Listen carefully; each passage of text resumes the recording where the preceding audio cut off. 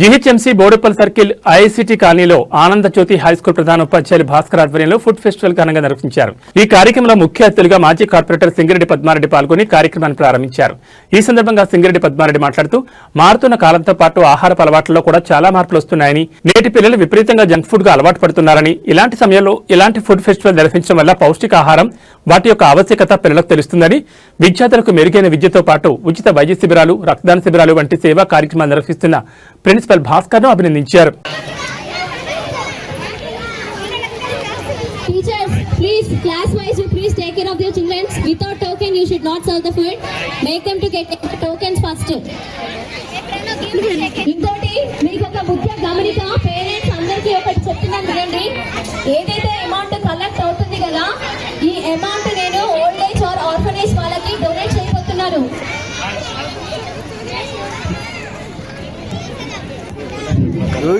Sweet section please teachers give the menu card to the all the parents. Menu card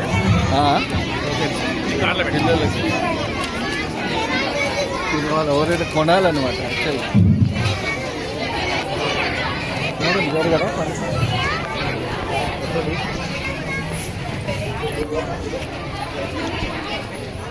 teachers stand in a రో vice.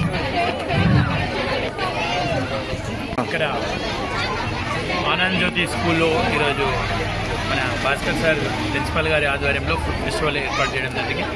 దానికి నన్ను ముఖ్య అతిథిగా పిలవడం చాలా సంతోషకరం. ఇక్కడ చూస్తుంటే చిన్న చిన్న పిల్లలు చాలా హ్యాపీగా ఉంది.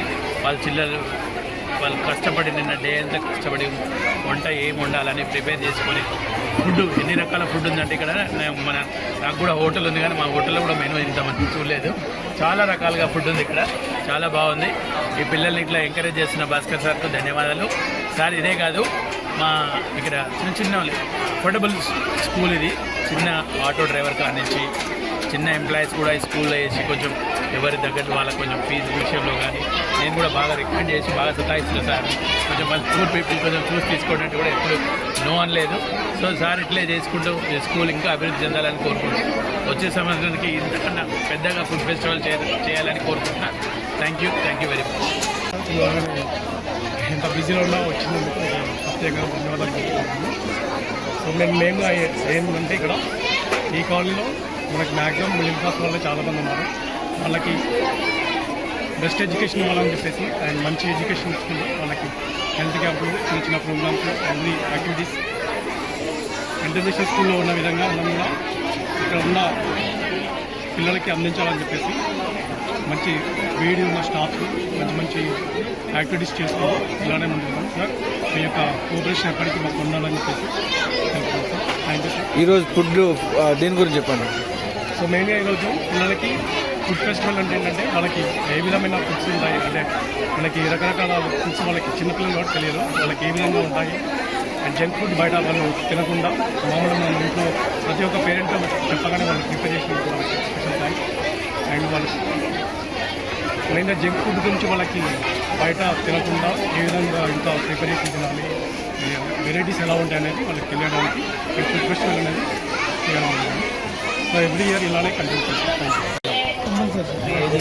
నేను స్పెషల్గా పద్మారెడ్డి సార్కి చాలా థ్యాంక్స్ చెప్తున్నాను.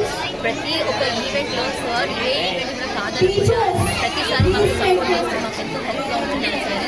చిన్న ఈవెంట్స్ కూడా తను మాకు వచ్చి మాకు ఎంకరేజ్ చేసి మా పిల్లలకి, మా స్టాఫ్కి, ప్రతి ఒక్కరికి ఎంకరేజ్ చేసినందుకు ప్రత్యేకంగా పద్మారెడ్డికి నేను స్పెషల్గా థ్యాంక్స్ చెప్తున్నాను. ప్లస్ ఇలాంటి ప్రోగ్రామ్ మా స్కూల్లో ప్రతి ఇయర్ కొత్త ప్రోగ్రామ్ చేసుకుంటూ ఫుడ్ ఫెస్టివల్, హెల్త్ క్యాంపస్ అన్నీ చేసి పిల్లలకి అవేర్నెస్, పేరెంట్స్కి అవేర్నెస్ ఇచ్చి ఇంకా ఈ ప్రోగ్రామ్స్ ఇంకా సక్సెస్ఫుల్గా చేయాలనుకుంటున్నాను. Thank you.